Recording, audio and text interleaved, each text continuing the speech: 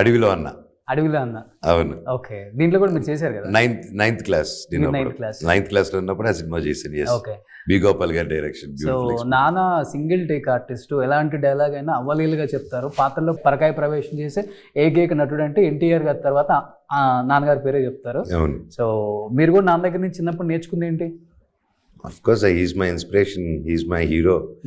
ఆయన చూసే నాకు ఏదైనా యాక్టింగ్ కానీ దాని మీద ఓకే, తెలిసినప్పుడు 11 months అప్పటి నుంచి, లైక్ పిల్లోటప్పటి నుంచి ఆబ్వియస్లీ నాన్నగారే కదా. So yeah, he's my inspiration, he's my favourite actor ఇప్పటికీ. సూపర్. ఇది నెక్స్ట్ మేజర్ చంద్రకాంత్. నాన్నగారు ఆ క్యారెక్టర్ నోట్లో రామారావు గారు తీసుకొచ్చి చాపేస్తారనమాట.